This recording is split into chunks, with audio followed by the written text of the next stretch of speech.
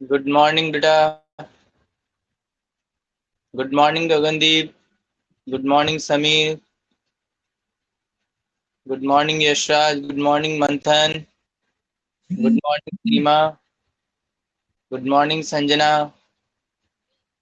Good morning Sandeep. Good morning Nikita. Very good morning to you all. कैसे हो सभी? मस्त? मजे में? घर पे बैठे मस्ती कर रहे हो? बिंदास। Very good.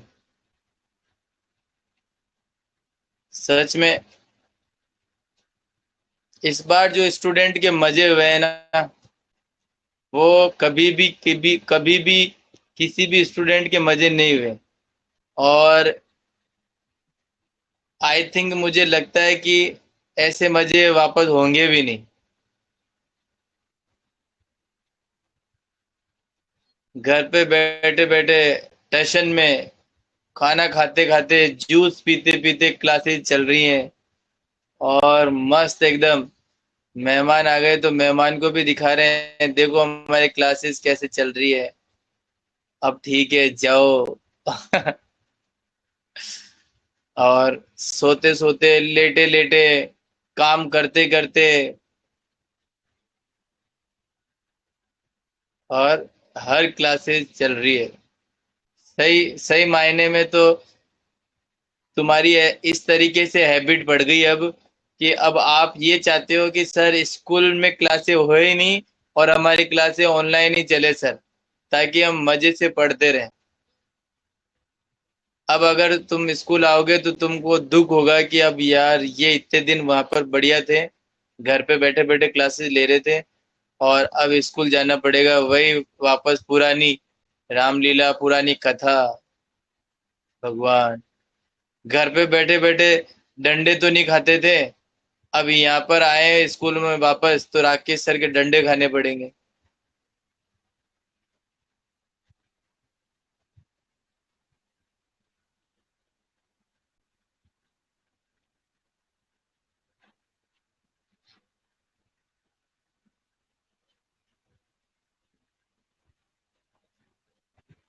सही में। और कुछ स्टूडेंट तो ऐसे बेपरवाह हो गए कि उनको होश ही नहीं है। जैसे हमारे बड़े सर, बिग सर, जिसको अपना हम उपाधि दे रखी है, वो है दीपक।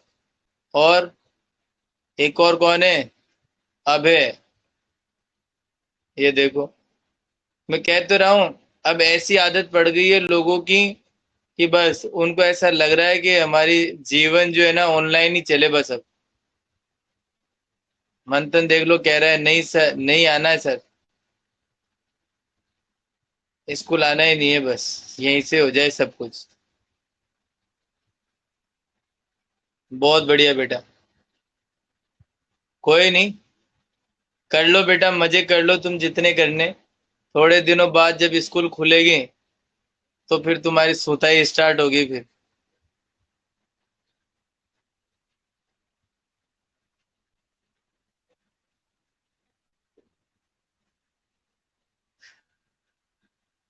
चलिए, बढ़िया है बढ़िया है। तो चलो हम स्टार्ट करते हैं हमारा टॉपिक, इको का।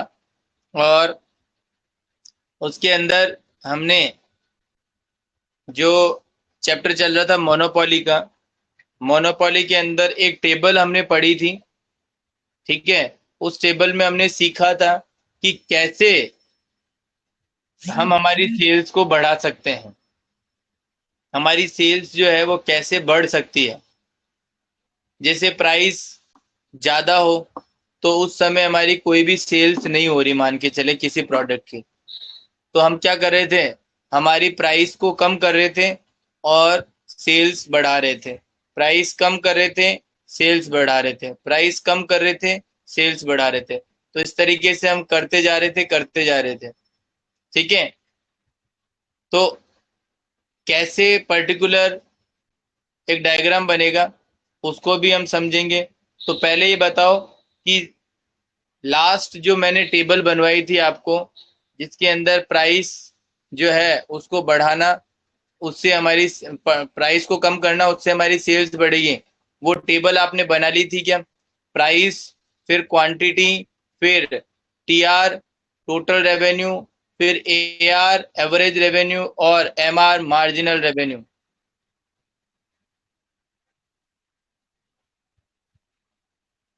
सभी बच्चों ने बना ली थी?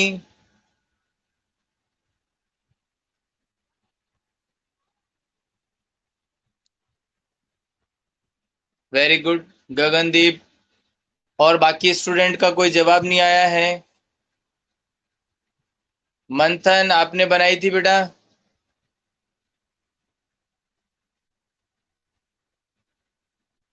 ये लो, सुन लो गगनदीप, सीमा क्या बोल रही है, सुन लो।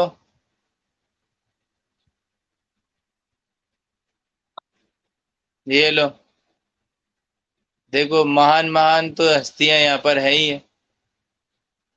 कौन सी सर? एक तो, और एक का आंसर है क्या सर? Very good.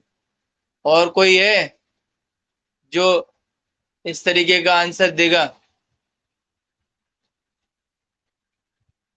और कोई भी है क्या?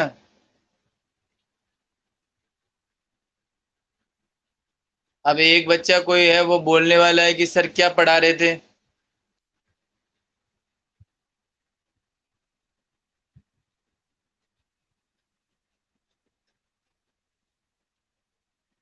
देख लो गगनदीप, आप तो कह रहे हो सर बना ली थी, और बाकी के नीचे के सारे आंसर देखो आप। कौन सी सर, क्या सर, नो सर, सर वही ना मार्केट वाली, पूरी नहीं बनाई थी सर। अब ये देखो, ये यशराज का भी कोई कमेंट आने वाला है।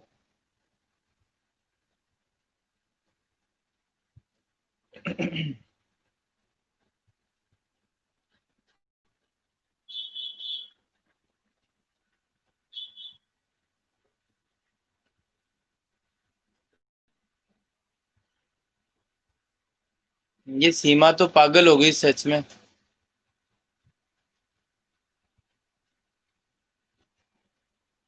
हम्म।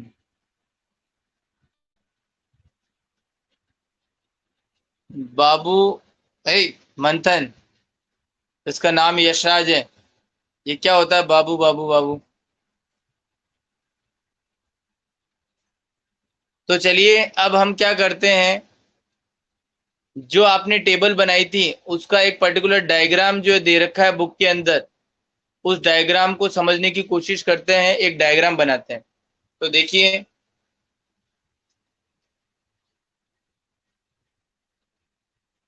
यहाँ पर हम क्या करेंगे, ये डायग्राम लिया देखिए, और इधर हम क्या करेंगे, जो वाई एक्सिस है, वाई एक्सिस, उसके ऊपर हम मार्जिनल, एमआर और एआर, ये दोनों हम यहाँ पर ड्रॉ करेंगे। पेज नंबर है बेटा 75। पेज नंबर है 75।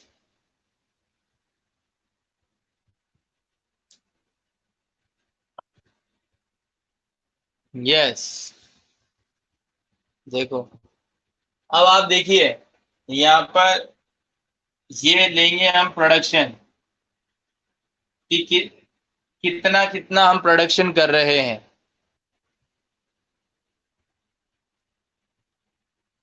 कितना कितना हम प्रोडक्शन कर रहे हैं। तो यहाँ पर आप देखिए, 1 2 3 4 5 6 7 8 9। तो हम लिख देते हैं 1 2 3 4 5 6 7 8 9। और इधर से भी हम ले लेते हैं 1 2 3 4 5 6 7 8 9।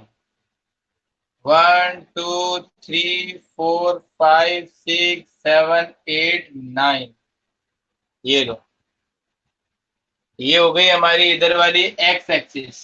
कौन सी हो गई? X axis. अब हम क्या करेंगे बेटा? देखिए मैंने आपको पहले भी बता रखा है कि प्राइस जो होती है वो किसके इक्वल होती है? एआर के इक्वल। अब सबसे पहले प्राइस कितनी थी? 9 रुपीज। 9 रुपीज की प्राइस थी। तो उस समय आपका जो प्रोडक्शन या सेल की बात करें वो बिल्कुल भी नहीं हो रहा था, क्योंकि मार्केट में डिमांड ही नहीं थी। तो यहाँ पर आप देख सकते हो टेबल के अंदर कि आपका जो प्राइस है, यहाँ पर देखिए 9 पर मैंने डॉट बनाया है। यहाँ पर ए आर कर्व में स्टार्ट कर रहा हूं और एम आर कर्व भी। तो एम आर और ए आर दोनों एक साथ स्टार्ट होगी यहाँ से, एक ही पॉइंट से, फ्रॉम द सेम पॉइंट। ठीक है। उस समय प्रोडक्शन कितना है? 0 है। ये देखिए प्रोडक्शन कितना है? 0 है आपका।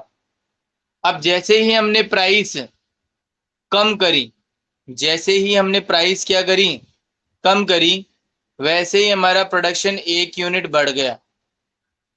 तो आप देखिए यहाँ पर, ये देखिए यहाँ पर मैंने क्या कर दिया? एक डॉट कर दिया। ठीक है। तो उसके बाद में आप देखिए मार्जिनल रेवेन्यू और प्राइस जो है उसमें आप डिफरेंस आप देख सकते हो। इस समय दोनों की दोनों क्या है आपकी? बराबर है। ठीक है। टोटल रेवेन्यू आप देख सकते हो कितना है? 8 है। और मार्जिनल रेवेन्यू जिसकी हम बात करें तो वो भी 8 है। और एवरेज रेवेन्यू प्राइस की इक्वल होती है, वो भी 8 है। तो यहाँ पर 8 है दोनों। देन उसके बाद में जैसे ही प्राइस कितनी हुई? 7 हुई। प्राइस कितनी हुई? 7 हुई। मार्जिनल रेवेन्यू कितना हो गया? 6 हो गया। प्रोडक्शन यूनिट 2 पर, ये 2 यूनिट का प्रोडक्शन है, इस पर आपका मार्जिनल जो रेवेन्यू है वो कितना हो गया? 6 हो गया। कितना हो गया? ये लो, यहाँ पर मैंने पॉइंट ड्रॉ किया।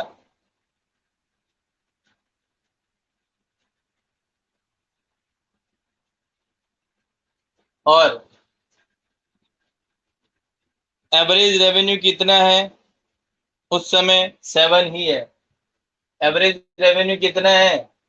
7 ही है। तो यहाँ पर देखिए ये जो प्राइस है ये बनती जाएगी इधर।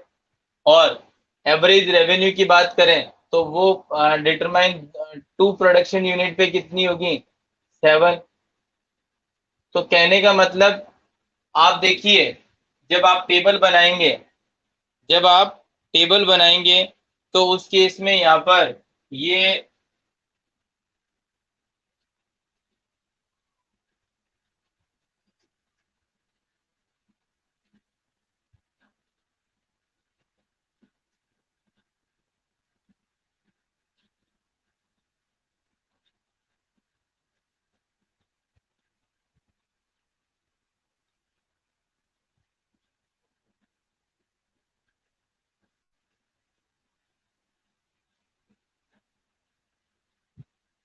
ये नेगेटिव में जाती जाएगी। और मार्जिन उसकी एवरेज रेवेन्यू की बात करें तो एवरेज रेवेन्यू भी यहाँ से ही स्टार्ट होगा और ये कहाँ पे जाएगा? इस तरीके से। लेकिन कभी भी एवरेज रेवेन्यू जो है वो नेगेटिव नहीं जाएगा। एवरेज रेवेन्यू नेगेटिव इसलिए नहीं जाएगा क्योंकि एवरेज रेवेन्यू किसके इक्वल होता है? प्राइस के इक्वल। तो मैंने पहले भी बताया था आपको कि जब कभी भी आप किसी प्रोडक्ट की प्राइस का बात करते हो तो उस प्रोडक्ट की प्राइस या तो 1 रुपया होगी या 0 होगी। या 2 या 5 या 100 या 200 500 1000, लेकिन क्या -1 या -2 कभी भी किसी भी प्रोडक्ट की प्राइस हो सकती है क्या? नहीं हो सकती। और AR जो होता है वो हमेशा प्राइस के इक्वल होता है। तो जब प्राइस माइनस में नहीं हो सकती तो AR भी कभी भी माइनस में नहीं हो सकता। तो मैक्सिमम ये यहाँ पर 9 पे आके रुक जाएगा। तो ये वाली लाइन तो कौन सी है? ये AR की है। और ये कौन सी है? MR की है। मार्जिनल रेवेन्यू आप जब डायग्राम देखेंगे तो इसमें देखिए 4 और 5 की जो क्वांटिटी है वहां पर एक पॉइंट आ रहा है जीरो का, इक्विलिब्रियम पॉइंट, जिसको अपन बोलेंगे इक्विलिब्रियम। तो क्या बोलेंगे यहाँ पर? ये बोलेंगे कि इस पॉइंट पर हमारा नो प्रॉफिट और नो लॉस की सिचुएशन है। ठीक है। अगर इस पॉइंट से और प्राइस यदि आपने कम कर दी तो आपके लॉस होना स्टार्ट हो जाएगा। तो फिर यहाँ तक तो आप प्रॉफिट में चल रहे हो और इस पॉइंट पर आप इक्विलिब्रियम थे, और जैसे ही नेगेटिव गया तब लॉस में जाने लग गए आप। तो मार्जिनल रेवेन्यू क्या है? वो नेगेटिव जा सकता है, लेकिन एवरेज रेवेन्यू कभी भी नेगेटिव नहीं जाएगा। और जैसा आपने डायग्राम देखा, आपने टेबल बनाई होगी, तो वहां पर भी आप देखिए जो प्राइस है 4 रुपए की, उस समय आपकी मार्जिनल रेवेन्यू है 0। उसके बाद में आपकी देखिए 3 रुपए, 2 रुपए और 1 रुपए की जो प्राइस है वहां पर आपका -2 -4 -6 की आपकी क्वांटिटी जो है प्रोडक्शन की वो माइनस में जा रही है। तो ये माइनस में मैंने यहाँ पर लिख दिया है। तो आप बताइए, आप ये चीज समझ में आई क्या आपको?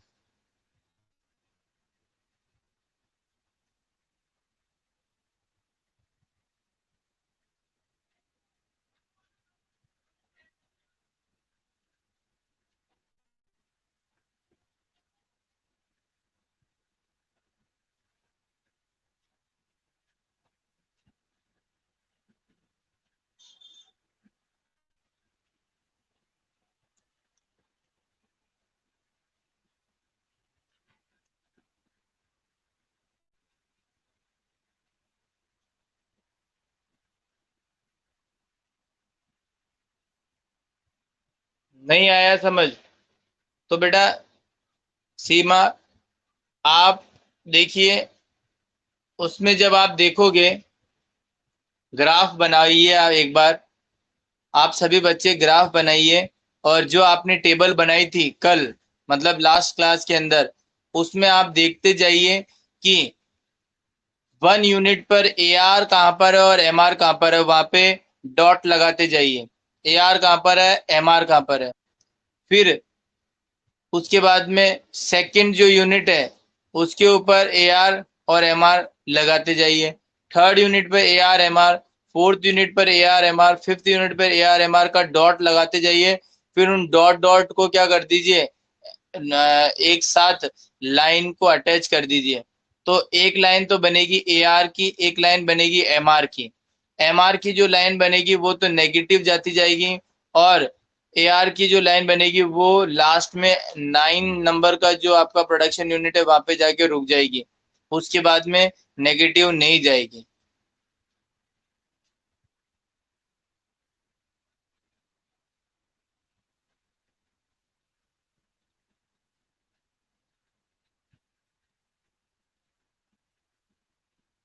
वो यशराज बेटा, आप मैडम से या फिर DP सर से बात कर लेना, वो आपको प्रोवाइड करवा देंगे। क्योंकि रिकॉर्डिंग का जो पूरा सिस्टम है, कंट्रोलिंग उनके हाथ में ही है। वो सारी की सारी कंट्रोलिंग वही रखते हैं।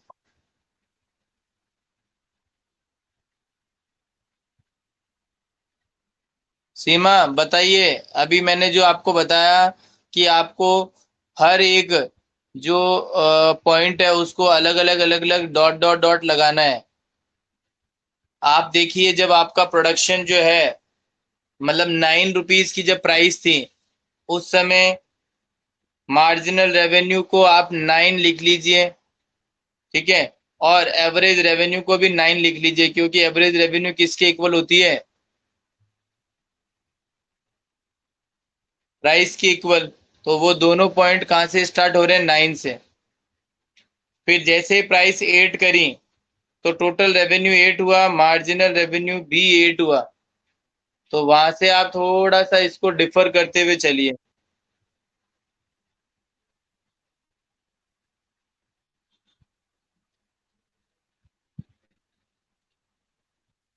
हाँ 9 कर लो वो, क्योंकि वहां पर क्या है एक्चुअली में, जैसे डिफरेंस अभी जैसे नहीं निकल रहा था ना, इस वजह से यहाँ पे डैश कर रखा था। आप चाहो तो वहां पे 9 भी कर सकते हो।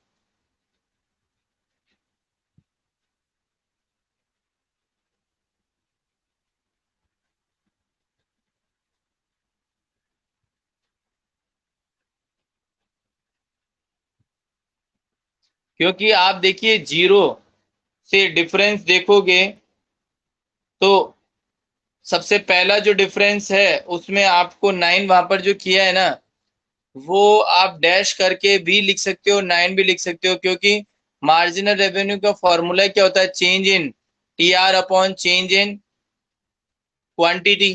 तो पहले टी आर भी तो जीरो ही था, तो इसलिए आप जो है वो पॉइंट जो है वो यहाँ से भी स्टार्ट कर सकते हो। जरूरी नहीं है कि ये यहाँ से स्टार्ट करो, ये लो। आप चाहो तो ये पॉइंट यहाँ से भी स्टार्ट कर सकते हो, 8 से।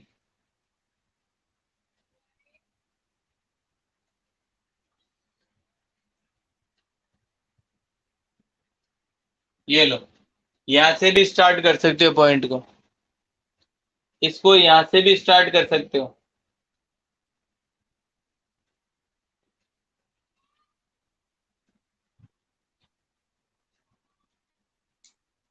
अब तो आप समझ गए होंगे ना इस पॉइंट को यहाँ से स्टार्ट करने के बाद।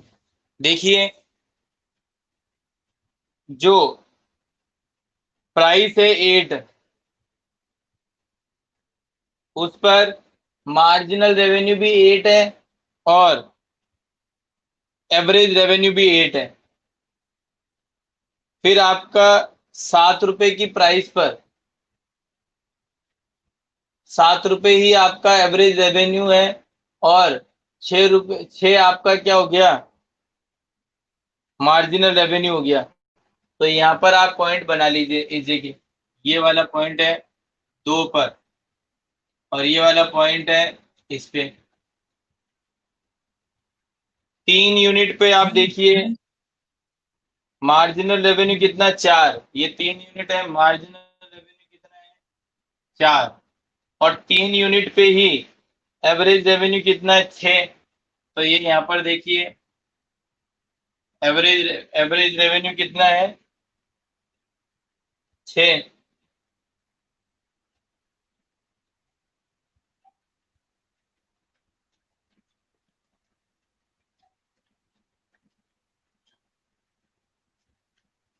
4 यूनिट पे आप देख लीजिए, 20, सॉरी, 2 मार्जिनल रेवेन्यू है और 5 एवरेज रेवेन्यू है। ये लो, यहाँ पर 2 हो गया, और इसी यूनिट पे 5, ये रहा।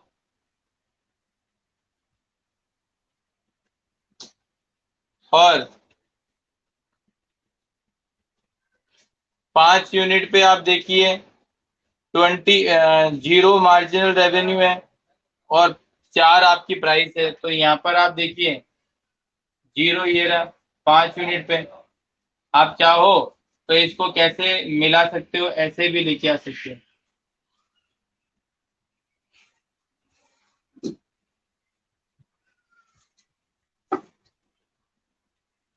ये लो, यहाँ पे 5 पे आप कर सकते हो इसको।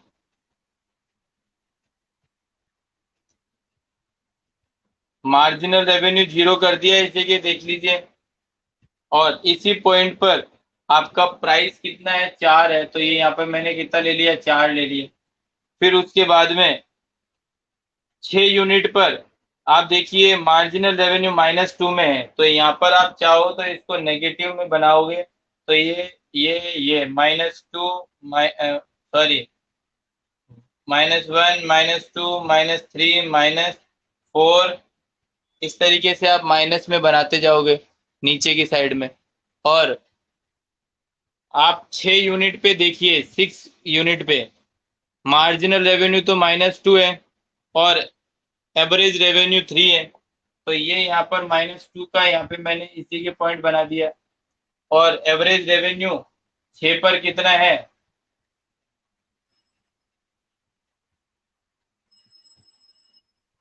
2 है। नहीं, 2 है या 3 है? 3 है, तो ये 3 बना दिया।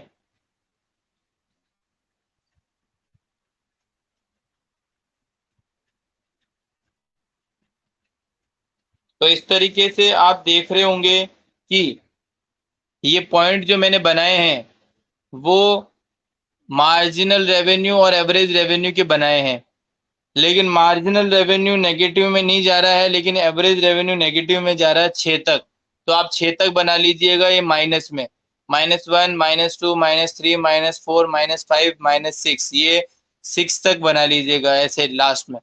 और इस मार्जिनल रेवेन्यू को नेगेटिव लेके और -6 तक लेके चले जाइएगा यहाँ पे। बोलो सीमा बेटा, अब आ रहा है क्या समझ में?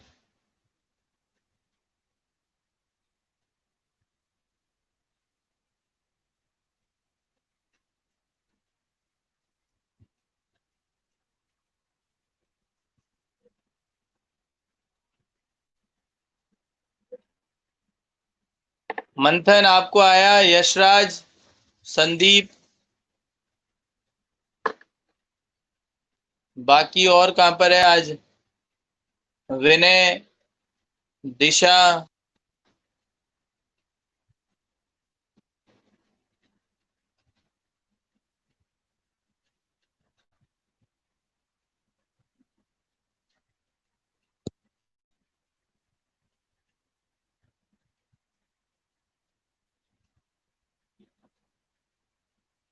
सॉरी, दिशा एपी की है वो। क्या बोलते हैं उसको? विनय था एक तो, एक समीर भी था। समीर कहाँ गया? संजना। संजना का तो आंसर आ रहा है। आ गया सर।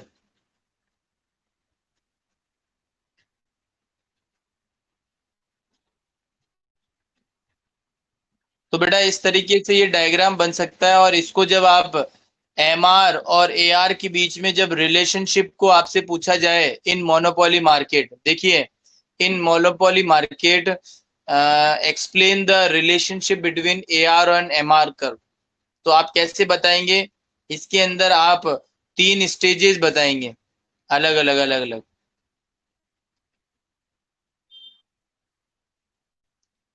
ठीक है, 3 स्टेजेस बताएंगे। और वो क्या बताएंगे?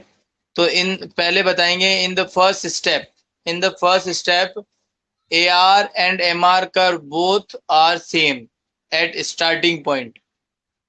ठीक है, at starting point both are same, पहले तो ये बता दोगे। And thereafter as the price decreases, जैसे जैसे प्राइस डिक्रीज होगी, ठीक है ना, वैसे वैसे आपका डिमांड बढ़ेगा और प्रोडक्शन भी बढ़ेगा। जब प्रोडक्शन बढ़ेगा तो मार्जिनल रेवेन्यू और एवरेज रेवेन्यू दोनों क्या होंगे? कम होंगे। अब कैसे कम होंगे वो आपको बताना है।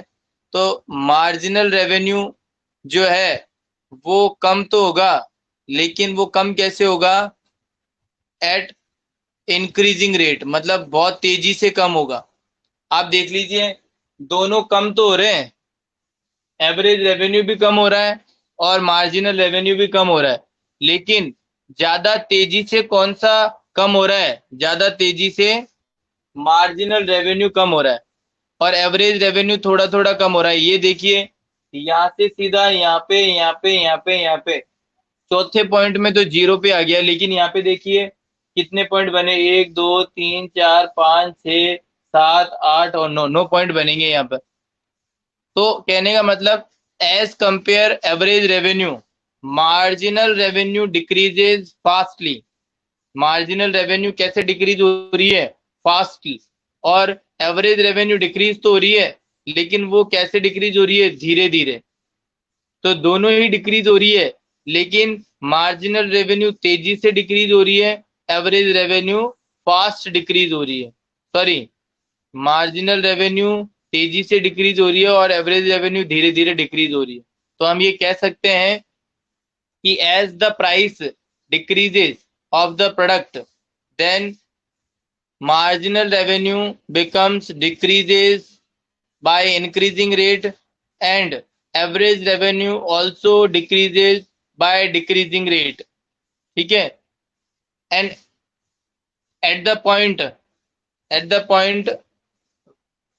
when the price is 4, as the price decreases and reaches at the 4, when the price of a product becomes 4, at that point marginal revenue becomes zero, but average revenue having the value of 4, and after that point marginal revenue becomes negative, but average revenue is positive. और फिर आप इसके अंदर लिख सकते हो average revenue never becomes zero, कभी भी जीरो, मतलब जीरो क्या, कभी भी नेगेटिव नहीं होगी। Average revenue becomes never be negative, but marginal revenue can be becomes negative, तो वो नेगेटिव चली गई। ठीक है, तो इस तरीके से बताओ आप क्या एक्सप्लेन कर सकते हो या नहीं कर सकते हो?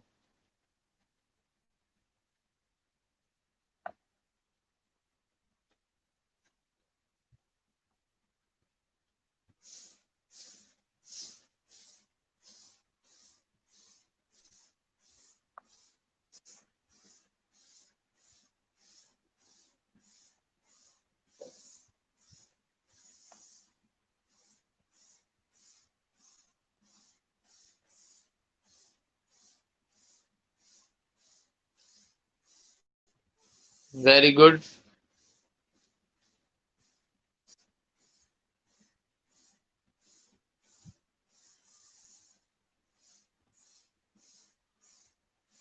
तो इसके आगे देखिए, आप जो डायग्राम दे रखा है ना, इसके आगे आपको इसको एक्सप्लेन करके दे रखा है, तो आपको इसको समझना भी है।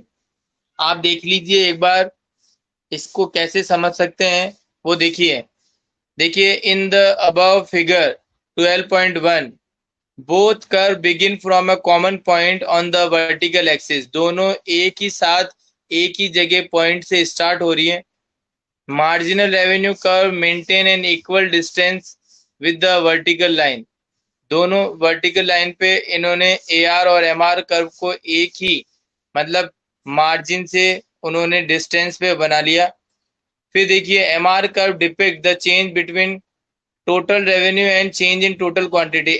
मार्जिनल रेवेन्यू कैसे निकालते हैं वो बताया formula, change in total revenue upon change in quantity. और अब आगे बताया इन्होंने व्हेन एआर इज इलास्टिक, जब एआर में चेंज होगा, एआर मतलब प्राइस में चेंज होगा, MR is positive because increase in production causes TR to increase, मतलब जैसे इंक्रीज होगा प्रोडक्शन इंक्रीज होगा, मतलब अब हमारी क्वांटिटी बिकना स्टार्ट होगी, इसका मतलब टोटल रेवेन्यू हमारा होना स्टार्ट हो जाएगा, हमारी इनकम होना स्टार्ट हो जाएगी। और when AR is unitary elastic, that is elasticity is equals to 1, then MR is equals to 0 as increase in production leaves TR unchanged, मतलब जहां पर आपका AR जो है 1 होगा, मतलब यूनिटरी इलास्टिक होगा, उस जगह मार्जिनल रेवेन्यू क्या होगा, 0 होगा। और जैसे ही MR नेगेटिव होगा उस समय जो इलास्टिसिटी होगी वो कैसी होगी, इलास्टिसिटी इज लेस देन 1। ठीक है, elasticity is less than 1, that's why producer does not produce in this stage. तो नेगेटिव जब एमआर हो जाता है इसका मतलब ये हो गया कि आप लॉस में जा रहे हो, और आप जब लॉस में जा रहे हो तो एक बात सोचो कि कोई भी एक प्रोड्यूसर आपका प्रोडक्ट जो है वो मैन्युफैक्चर करेगा क्या लॉस की सिचुएशन में? नहीं करेगा। तो यहाँ पर एवरेज रेवेन्यू जो होगा वो क्या हो जाएगा? आपका इलास्टिसिटी बहुत कम हो जाएगी। Elasticity is less than 1। तो बोलिए, समझ आया क्या ये सारी चीजें आपको? तो नॉर्मल वे के अंदर मैं बात करूं कि एक प्रोड्यूसर जो प्राइस है ना इस सिचुएशन में कहां तक रख सकता है? 4 यूनिट तक, 4 यूनिट तक रख सकता है। 4 यूनिट के नीचे कोई भी काम करना पसंद नहीं करेगा। या तो प्राइस 4 से ऊपर होगी, 5, 6, 7, 8, और 4 से नीचे नहीं रहेगी। 4 से नीचे रहते ही बिजनेस को लॉस लगना स्टार्ट हो जाएगा, जिसके अंदर कोई भी बिजनेसमैन काम करना नहीं पसंद करेगा। इसलिए इलास्टिसिटी नहीं आई तो सुनिए भाई, आप सोचो इलास्टिसिटी का क्या मतलब होता है? जो भी आपकी डिमांड है उसमें चेंज आना। तो यहाँ पर अगर इलास्टिसिटी, जैसे प्रोडक्शन आपका मार्जिनल रेवेन्यू नेगेटिव चला गया, इसका मतलब आप लॉस में जाने लग गए। लॉस में जाने लग गए तो आप प्रोडक्शन को क्वांटिटी का करोगे नहीं, कम कर दोगे। आई बात समझ में? तो यहाँ पे ज्यादा से ज्यादा चाहे मार्केट में डिमांड भी हो, लेकिन आप क्वांटिटी सेल नहीं करोगे, क्योंकि आप सेल करोगे तो आपका लॉस होगा। इसलिए यहाँ पर क्या बोला है, जो इलास्टिसिटी है वो 1,000 रुपए से, मतलब इलास्टिसिटी जो है वो 1 रुपी, 1 जो है उससे कम रहेगी। Elasticity is less than 1।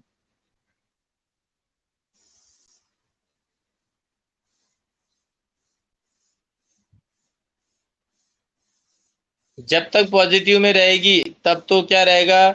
Elasticity is more than 1 और इक्वल टू 1। लेकिन जैसे ही नेगेटिव चल जाएगी, और इक्वल टू 1 कब रहेगी इलास्टिसिटी?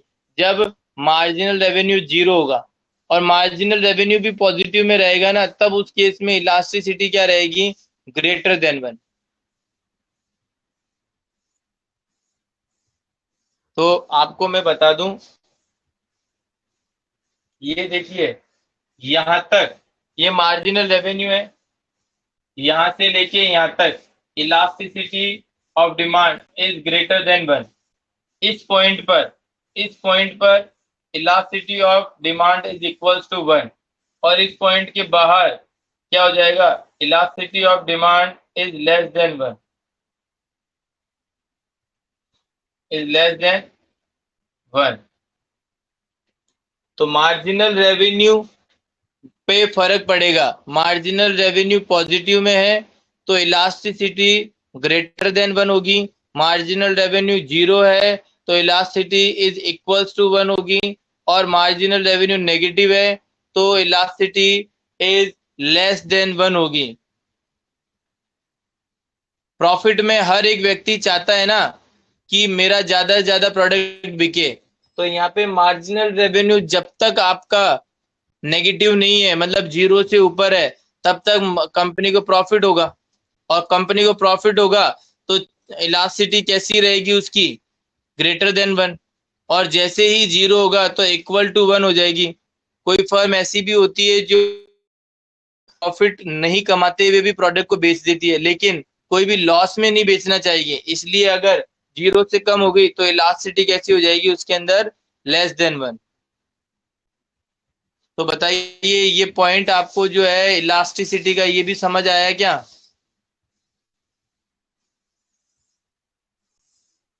सभी को? समीर, संदीप, संजना, यशराज, निकिता, सीमा, मंथन, समीर, टेल मी।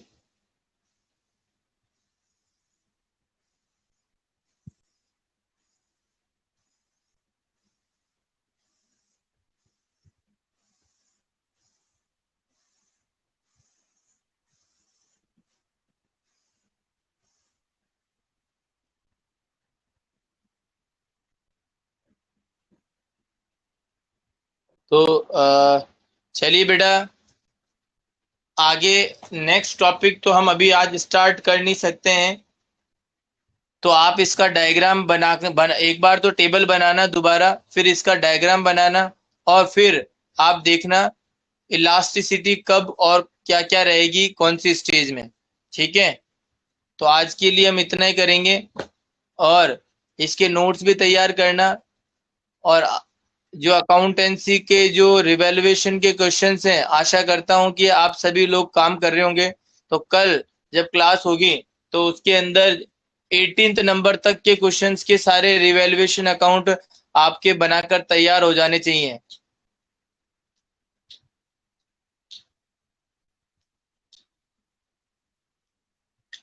बाय तो कर लेंगे बेटा, ओके बाय ये भी कर लेंगे, लेकिन मेरा आंसर का जवाब मिलना चाहिए। रीवैल्यूएशन अकाउंट सभी क्वेश्चंस के बन के तैयार हो जाने चाहिए 18th नंबर तक कल, नहीं अदरवाइज सभी के घर पे फोन जाएगा, ये ध्यान रखिएगा। फोन करूंगा सबके घर पे।